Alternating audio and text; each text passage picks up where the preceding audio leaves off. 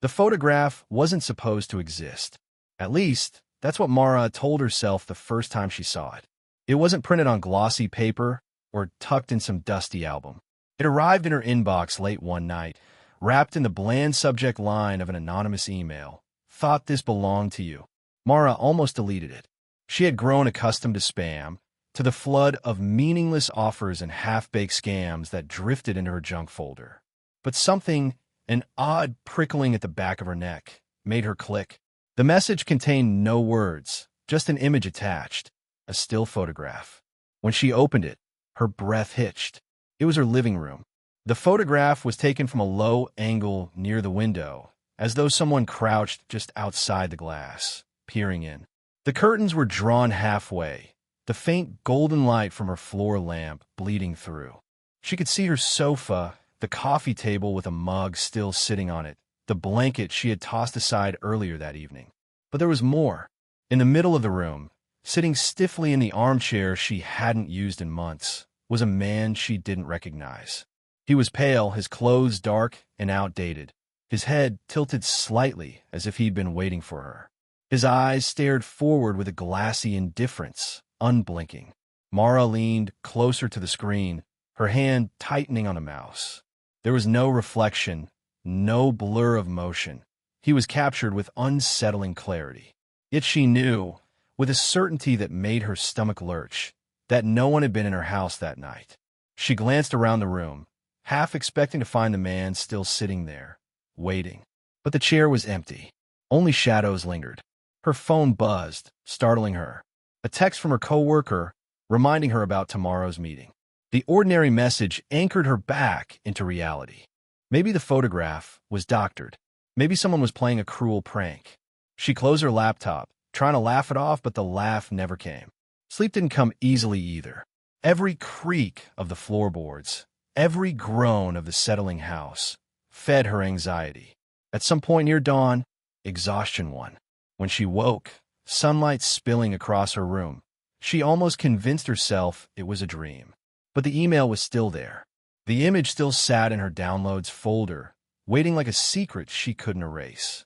That evening, after work, curiosity gnawed at her. She opened the photo again, studying it in sharper detail. The man's posture was rigid, unnatural, as though his joints bent the wrong way. And his face, she couldn't place what was wrong with it, but the longer she looked, the less human it seemed. His lips didn't curve right. His eyes had no reflection. She zoomed in. That's when she saw it. On the wall behind the armchair, just above the man's shoulder, hung her framed photograph of her parents. But in this image, the frame was empty. Just a blank rectangle of glass. A chill swept over her. She turned in her seat to look at the actual photograph on her wall. Her parents smiled back at her, frozen in the safe warmth of memory. She whipped her head back to the screen. In the photograph, the frame remained empty. That was the moment she decided not to stay home that night. Mara packed a small bag and drove to her sister's apartment across town. She didn't mention the email. What would she say? That a ghost had photobombed her furniture? Her sister would laugh it off, tell her she needed sleep. Maybe she did. But at 2 a.m, her phone buzzed again. A new email. Her blood ran cold as she clicked. The same anonymous address. The same empty subject line. The attachment was another photograph. This time, the image showed her sister's living room, the one she was sitting in now. The photo was darker, grainier, but the details were unmistakable. The soft rug by the TV, the stack of DVDs no one touched anymore, the half-burned candle on the coffee table. And there, on the couch only a few feet away from her, sat the man. Mara's breath stuttered. She turned her head slowly toward the couch. Nothing. Just the soft glow of the nightlight in the hallway. No man, no intruder. But in the photograph, he was there. His pale face turned toward the camera now, lips curved into the faintest, most unsettling suggestion of a smile. She wanted to scream, to wake her sister, but fear pinned her still. Her phone buzzed again. Another email. Another attachment. Her hands trembled as she opened it. The photograph showed her bedroom back at home. The bed was made, the curtains drawn. And there he was again, sitting on the edge of the mattress, staring at the door as though waiting for her return. She shut off her phone and curled into herself, tears welling in her eyes. Her heart thudded painfully, her body rigid with dread. But exhaustion eventually dragged her under, her dreams tangled with faceless figures and distorted photographs. The next morning, she woke to silence. Her phone remained dark on the nightstand, the screen cracked from where she had dropped it in her panic. She avoided opening her email, avoided speaking of what she had seen. If she ignored it, maybe it would vanish like smoke. But by the third day, the photographs began arriving on schedule, always at midnight. Each one showed a different room she frequented, the office where she worked, the small coffee shop she stopped at every morning, the grocery store aisle where she once stood debating over brands of cereal. And always the man was there. Sometimes he sat, sometimes he stood, always still, always silent. Sometimes his head was tilted, sometimes his lips curled faintly, but never once did his eyes blink. At first, Mara tried to confide in a friend. She showed her one of the photos, explaining shakily that she didn't know how they were being taken. But her friend only frowned, insisted it was some kind of elaborate prank. There are apps that can edit people into photos, she said. Maybe someone's messing with you. But Mara wasn't convinced. The level of detail, the accuracy of each location, the subtle differences each night, it felt too real, too deliberate. And there was something else her friend hadn't seen. One night, when she compared the latest photo to the last, she realized the man had moved. Not just changed location, but physically shifted his position.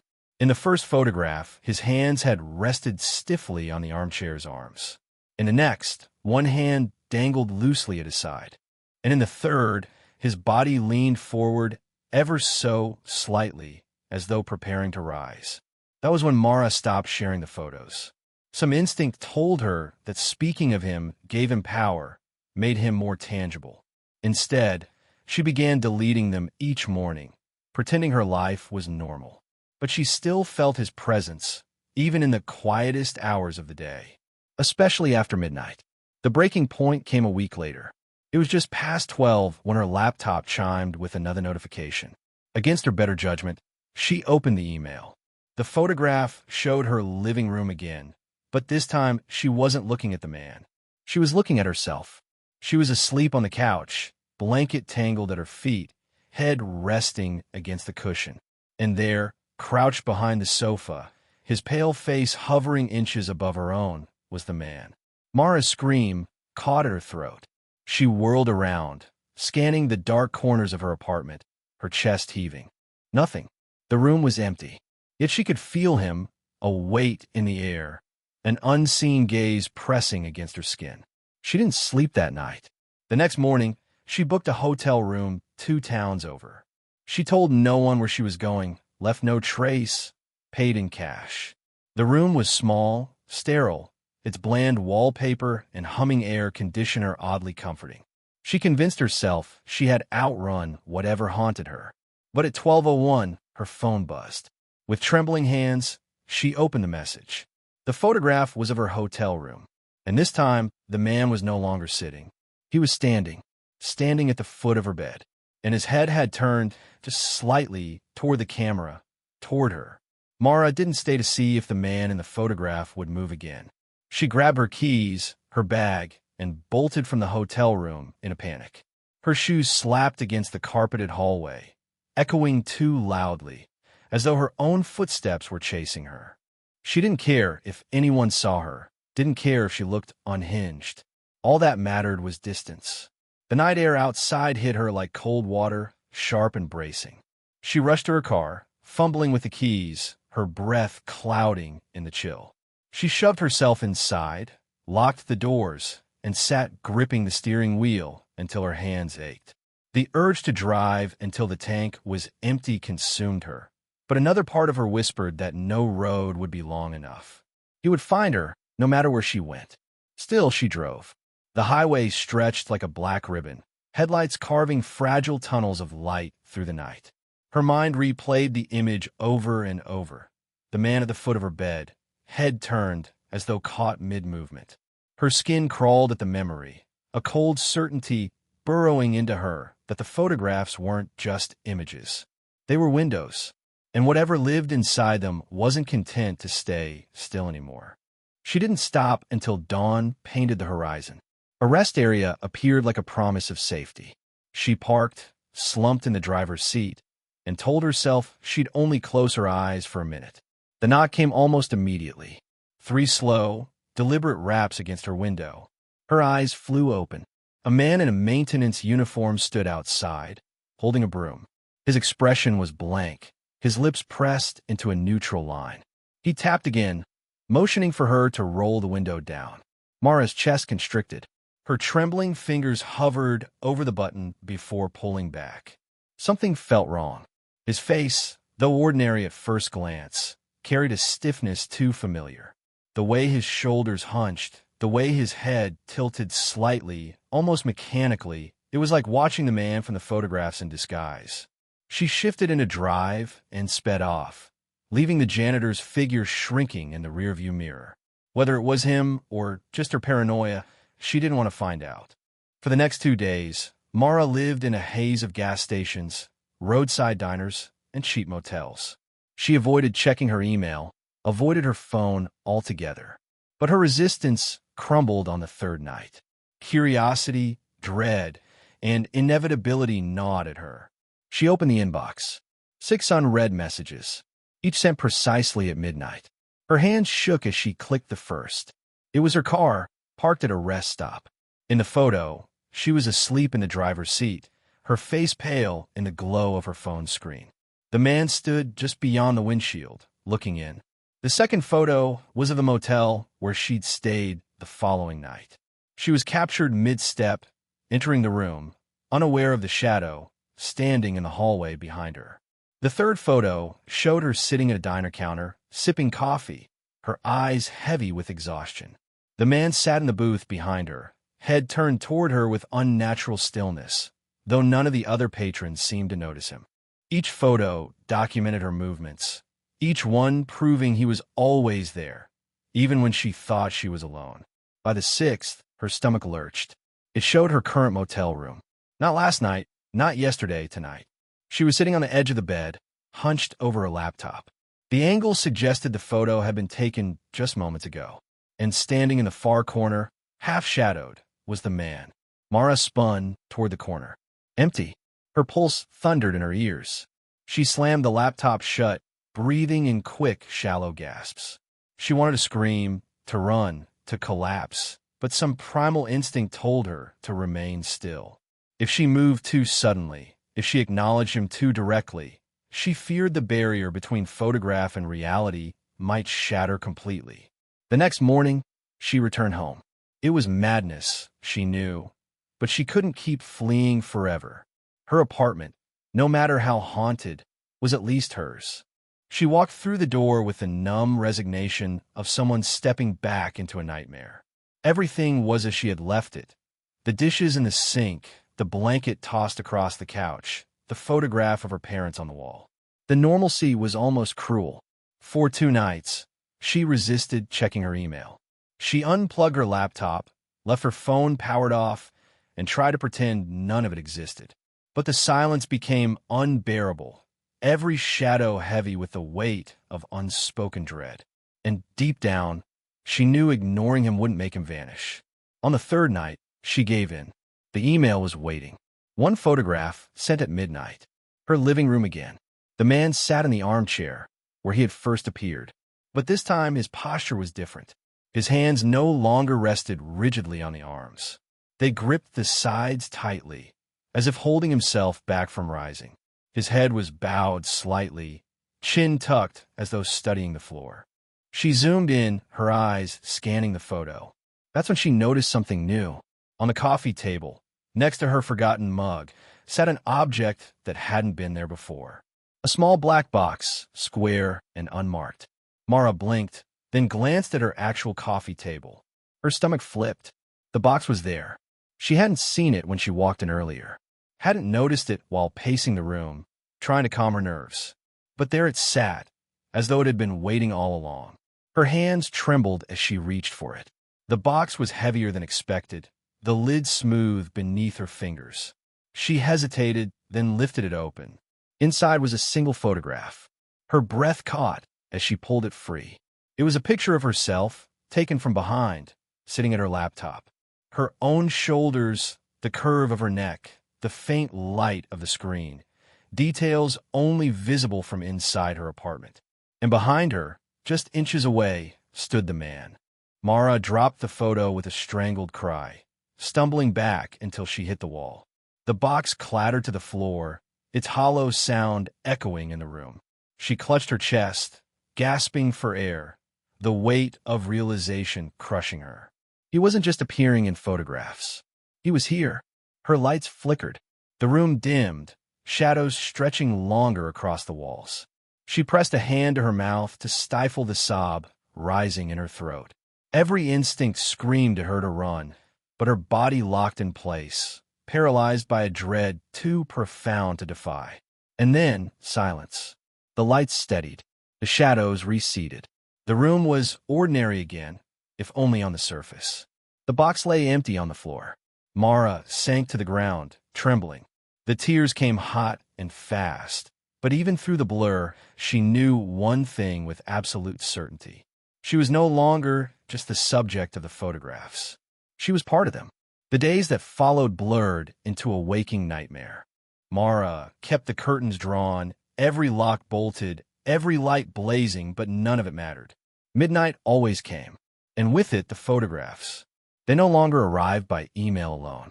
Sometimes she would wake to find a fresh print sitting on her kitchen counter, or tucked beneath her door, or resting on her pillow, as though gently placed while she slept. The intrusions were silent, precise, and impossible to stop. She burned some of the photos, shredded others, flushed a handful down the toilet. But the more she destroyed them, the more they multiplied. The man's movements grew bolder. In one photo, he stood just inside her front door, his hand resting on the knob as if he'd let himself in. In another, he lingered by her bedroom doorway, his head tilted unnaturally low as though straining to listen. And then came the most chilling image of all. Herself, sitting cross-legged on the floor, eyes wide, mouth open in a scream she never remembered making. The camera had captured her in a moment of pure terror she hadn't lived. Not yet. It was as though the photographs weren't just documenting the present anymore. They were predictions. Mara stopped sleeping. The thought of closing her eyes, of leaving herself vulnerable to whatever hunted her, was unbearable. Her skin itched with exhaustion, her mind frayed at the edges. Still, she tried to fight. She taped paper over every reflective surface in her apartment, convinced that photographs were only part of the story, that reflections were doorways too. She stopped going to work, stopped answering calls, stopped eating more than a few bites at a time. And yet, the photographs came. One morning, she found half a dozen taped neatly to her bathroom mirror. Each showed her standing in that same spot, staring back into her own reflection. But her reflection wasn't still. In every photo, her mirrored self leaned closer to the glass, closer than her real body ever had, until in the final image her reflection pressed its face flat against the pane, mouth stretched in a soundless scream. Mara tore the pictures down, her hands shaking so badly the edges cut her skin. She locked herself in her bedroom and sobbed into the pillow until her throat was raw. That night, just before midnight, the knock came. 3 sharp raps at her front door. Her body went rigid. No one had ever knocked before. Whoever, whatever, had haunted her preferred to be unseen. The sound of knuckles against wood was too ordinary, too human, and that made it all the more terrifying. She stayed frozen on the bed, listening. Another knock. Slower this time. Then silence. Her phone buzzed. Against her better judgment, she looked. One new email. Subject line. Answer. Her breath caught. Her finger hovered over the delete button, but something inside her twisted. If she ignored it, would the knocking grow louder? Would the man simply let himself in? She opened it. The attachment was a photo of her front door, taken from the hallway outside. She could see the chain lock stretched tight, the sliver of light peeking through the crack. And on the other side of the door, his shadow. Her stomach lurched. She dropped the phone and stumbled backward until her spine hit the wall. The apartment pressed in around her, every creak and whisper alive with menace. She wanted to flee, but where? The photographs followed her everywhere. That was the moment she realized she couldn't keep running. If she wanted answers, if she wanted to survive, she had to face him. The next day, she left her apartment and drove to the library. It felt absurd, seeking knowledge in a place of dusty books and fluorescent lights. But something told her she wasn't the first to see him. Somewhere, buried in stories older than her, was the truth. She combed through folklore, urban legends, obscure internet forums. Hours passed, daylight fading outside the tall windows. Nothing matched exactly, but fragments surfaced, whispers of watchers, entities that live between photographs and mirrors, parasites feeding on recognition. The more you looked, the stronger they became. Her heart sank as she read. To see was to invite. To acknowledge was to bind. And she had been staring at him every night. She nearly threw up in the bathroom, gripping the sink until her knuckles whitened. She wanted to scream at herself, to claw the memory of every photograph from her mind. But it was too late. He had her now. By the time she drove home, dusk had swallowed the sky. She hesitated at the door, half expecting to find him waiting, but the apartment was empty. Too empty. The air carried a silence, so thick it hummed in her ears. She almost didn't open her laptop. Almost. But curiosity outweighed caution. Midnight struck. The email appeared. Her hand trembled as she clicked. The photograph showed her bedroom. She was lying in bed, eyes closed, her body finally surrendered to sleep. And standing directly over her, his pale face tilted down, was the man. His hand hovered inches above her forehead, fingers spread like a shadow ready to fall. Mara slapped the laptop shut with a strangled cry. She pressed her back against the wall, chest heaving, tears stinging her eyes. She wasn't asleep. She hadn't been asleep in days.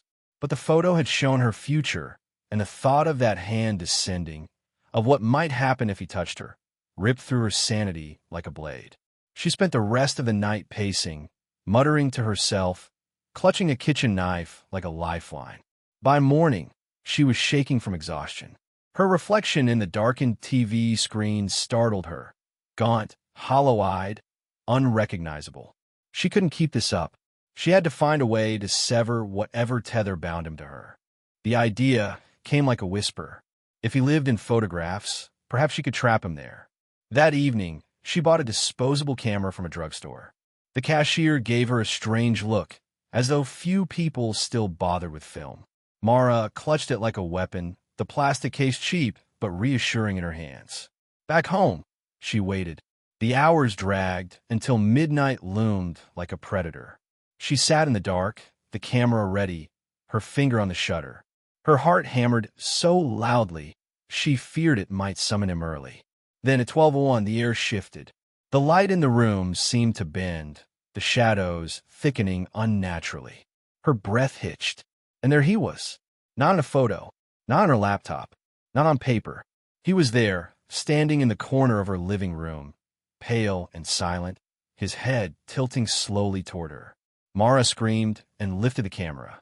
The flash exploded, searing the room in white light. When her vision cleared, he was gone. Her hands shook violently as she ejected the film. She stuffed it in her bag, heart pounding with wild hope. Maybe it had worked.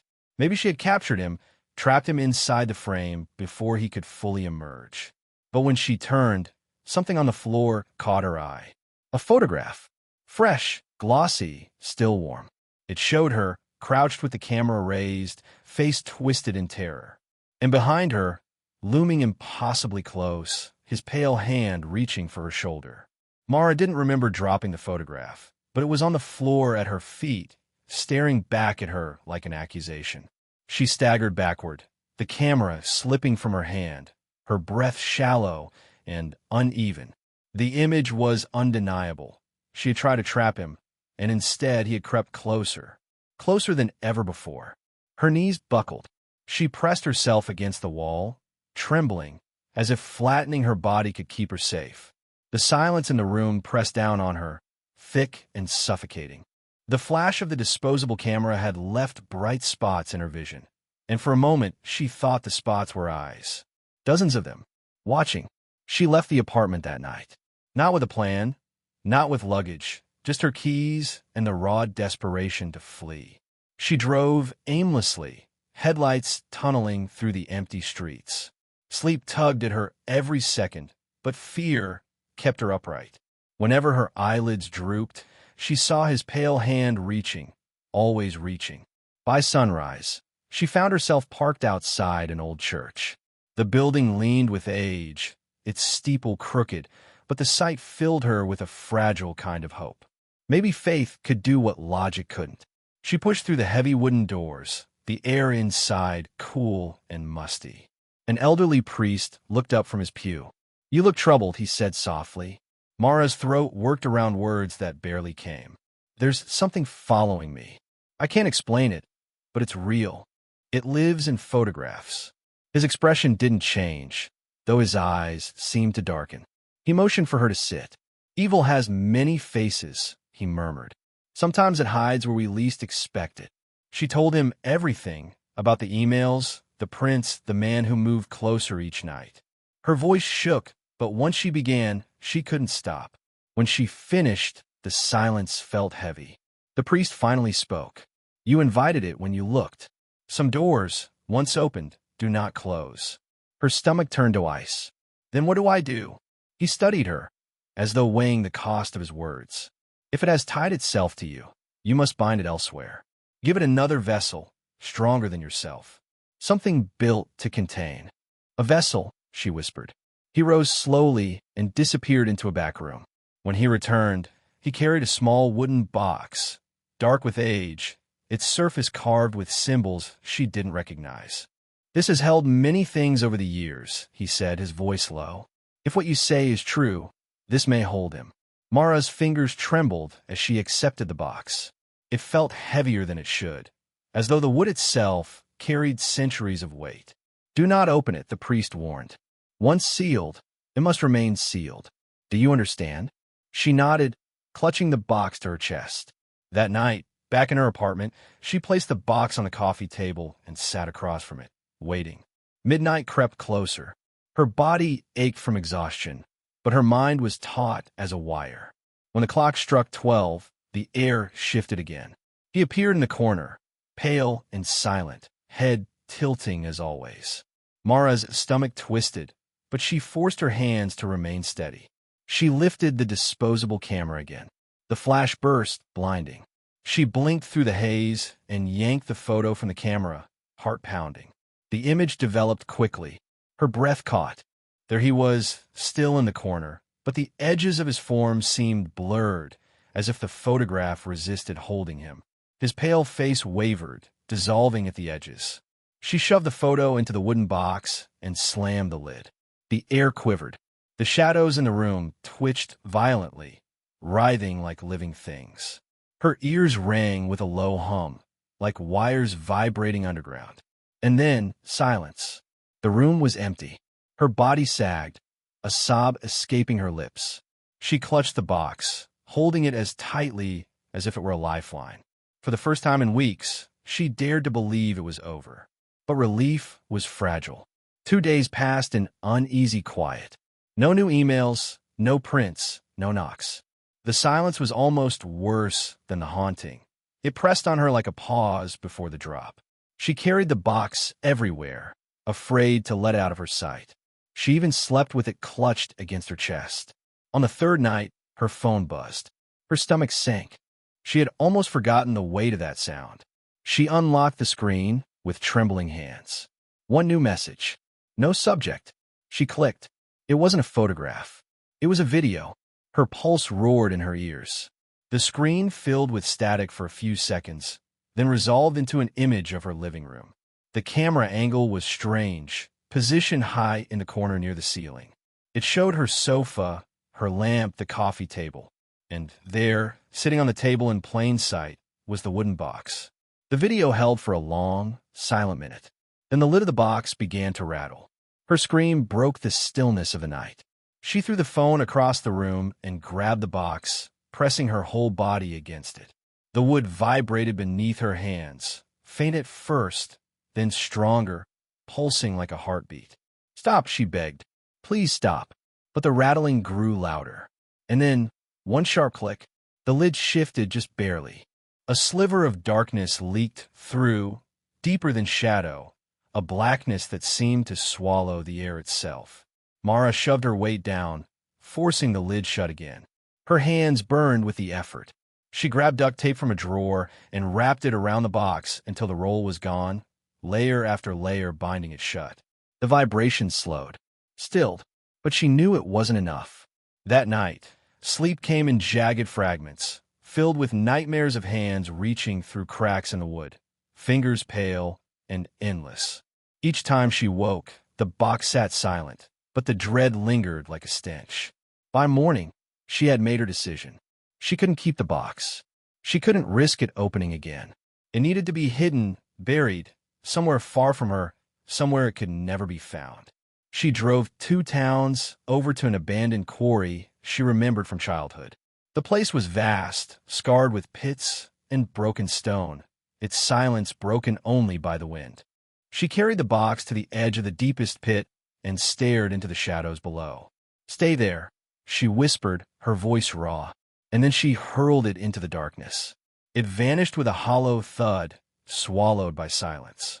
Her body sagged with relief. It was gone. Whatever lived inside, it was buried deep, chained by stone and distance. She was free, or so she thought. That night, as she returned home, she noticed something on her doorstep. A single photograph, face down. Her hands shook as she picked it up. She turned it over and nearly dropped it. It was the quarry, and in the photograph, the wooden box sat at the edge of the pit, exactly where she had stood. Only this time, the lid was open. Mara stared at the photograph until her vision blurred. The quarry, the box, the lid wide open. Her knees weakened, the image trembling in her grip. She had thrown it deep into the pit with her own hands. She had heard the hollow crash as it landed, watched the shadows swallow it whole. Yet the photograph was proof that the box hadn't stayed buried. Proof that distance meant nothing. Her mind reeled with the implications. If the box could return on its own, if it could undo her actions, then she wasn't fighting something physical at all. She was fighting a will, and that will was stronger than hers. She tore the photo to shreds and scattered the pieces into the wind outside her apartment. But as the fragments floated away, she realized how pointless it was. By morning, there would be another waiting for her. And she was right. The next midnight brought not one photograph, but 3. Each slipped beneath her door as though delivered by invisible hands. The first showed her asleep on the couch, though she hadn't dared close her eyes all night. The second showed the wooden box, sitting neatly in the middle of her kitchen table. And the third was worse than either. It showed the man, not in the corner, not in the doorway.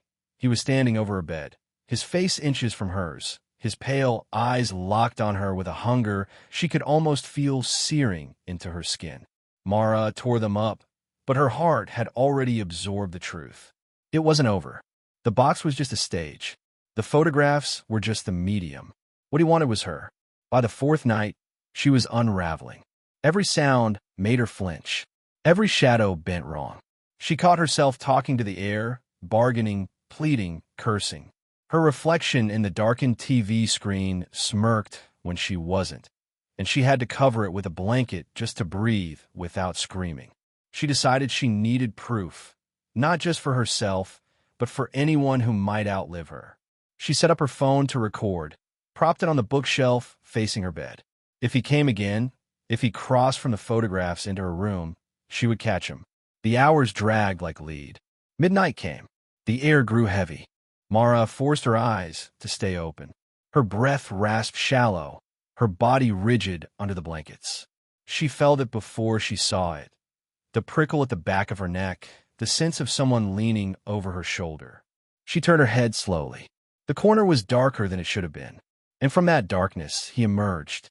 He didn't step so much as bleed into the room, his pale form resolving inch by inch, like a photograph developing in real time.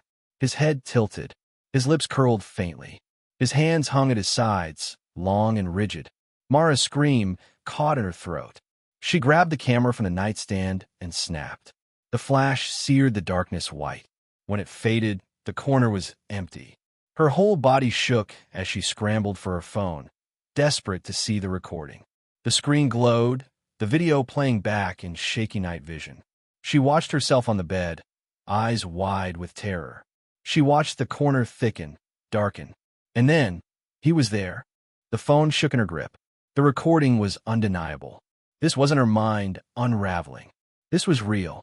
But as she continued watching, her stomach dropped. The video showed more than she remembered. When she raised the disposable camera, the recording captured the flash. But unlike her memory, the man didn't vanish. He stepped closer, closer, until he stood over her, his hand reaching out. The video cut to static. Mara dropped the phone, ball rising in her throat. Her memory had spared her. The recording hadn't. That night, she didn't close her eyes at all. The next morning, she fled again. Not to a hotel, not to her sisters. She drove out of town entirely, her mind set on distance, distance, distance. By nightfall, she found herself in a roadside and off the highway, the kind with faded curtains and buzzing neon. She told herself she wouldn't look at her email, wouldn't check under the door. But she woke at midnight anyway, as if summoned. There it was. A single envelope slipped beneath the door. Her hands trembled as she opened it. Inside was a photograph, crisp and glossy. It showed her, sitting exactly where she sat now, at the edge of the motel bed. Her eyes were hollow. Her hands clutched the photo itself. And standing directly behind her, leaning close enough that she could almost feel his breath on her neck, was the man. Mara dropped the photo with a strangled sob and spun around. The room was empty, but she didn't believe it anymore.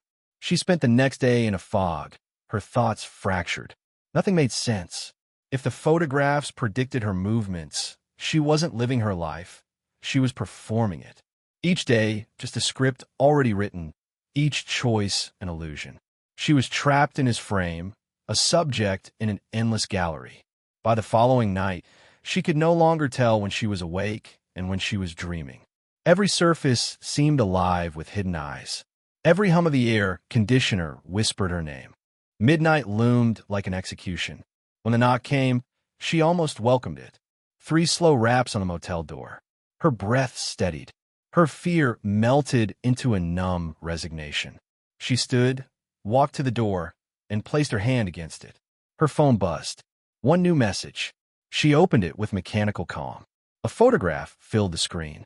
It showed her, standing at the motel door, her hand pressed against the wood. And behind her, already inside the room, was the man. Her blood turned to ice. She spun around, her mouth open in a scream she never heard. The lights flickered. The air bent. The shadows deepened. And this time, he didn't vanish. The air in the motel room thickened until every breath scraped her throat raw. Mara stumbled backward, her heel catching on the carpet, but there was nowhere left to run. He was there, no longer confined to photographs, no longer a pale blur in the corner. He filled the room with his presence, tall and rigid, skin too smooth, eyes too hollow. His movements weren't natural. They unfolded frame by frame, like stills flicked through too quickly. 1 second, he stood near the door. The next, he was halfway across the room. Then, closer still.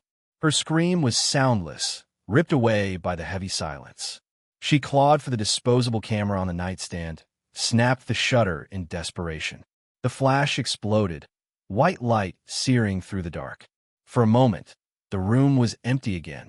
Her heart thudded against her ribs. Had she trapped him once more? She fumbled with the film, waiting for the image to appear. When it did, her stomach hollowed. The photograph showed not the empty room, but herself, standing exactly as she was, camera clutched to her chest, eyes wide with terror. And directly behind her, the man's pale hand rested gently on her shoulder. Her fingers went numb.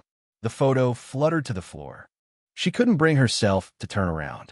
"Why me?" she whispered, her voice a broken reed. The silence answered. Her phone buzzed.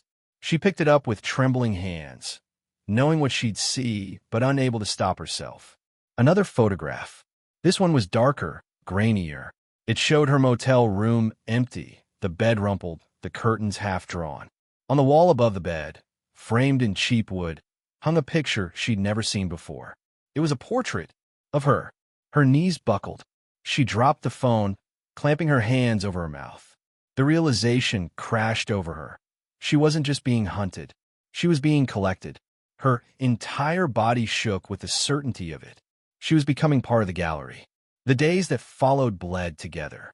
Mara no longer fled from place to place. There was no point.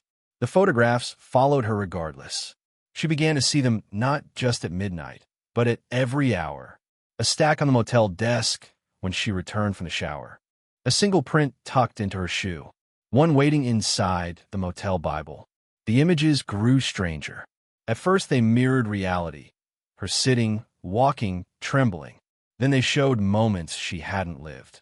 Her standing in rooms she'd never entered, wearing clothes she didn't own, her eyes blank and still. The man was always near, sometimes distant, sometimes inches away, sometimes touching her, though she never felt his hand. And then came the worst. A photo of her, smiling. She stared at it for hours, unable to reconcile it. She hadn't smiled in weeks. She didn't even remember what smiling felt like. Yet there she was, frozen in glossy permanence, a version of herself that was both alien and terrifyingly plausible. She stopped eating, stopped speaking, stopped moving except when absolutely necessary. It didn't matter. The photographs showed her anyway. On the final night, she woke to find her motel walls covered. Hundreds of photographs, taped neatly side by side, edge to edge, covering every inch of plaster. All of them of her. Her face stared back from every direction, smiling, crying, screaming, blank. Her hands shook as she spun in a circle, heart hammering against her ribs. The air felt suffocating, heavy with the weight of 1,000 eyes. In the center of the far wall hung a single larger photo, framed as though honored above the rest. She staggered toward it, while rising in her throat. It was a photograph of the motel room itself. The angle was wide, showing the bed, the desk, the curtains. But the room in the photograph was empty. No photographs on the walls. No scattered belongings. Just the bed, neatly made. And in the center, standing perfectly still, was Mara. She looked wrong. Her posture too rigid, her head tilted at the same uncanny angle the man had always favored. Her eyes were vacant, her lips curved in a faint, unnatural smile. Mara collapsed to her knees, a sob tearing through her chest. She pressed her hands over her eyes, shaking her head over and over. When she opened them again, the photographs on the walls had changed. Every image now showed the same thing. Her standing in that exact pose, head tilted, lips curved, eyes hollow. The silence pressed tighter, heavier, until she felt herself sinking beneath it. Her phone buzzed one last time. With trembling hands, she picked it up. A new photograph. Not of her motel. Not of any room she recognized. It showed a picture frame. Inside the frame was her face. Still, silent, smiling faintly. The message beneath the image contained only 2 words. Welcome home. The phone slipped from her grasp. The screen dimmed, the photograph fading into darkness. And when Mara looked up, the man was gone. But so was her reflection.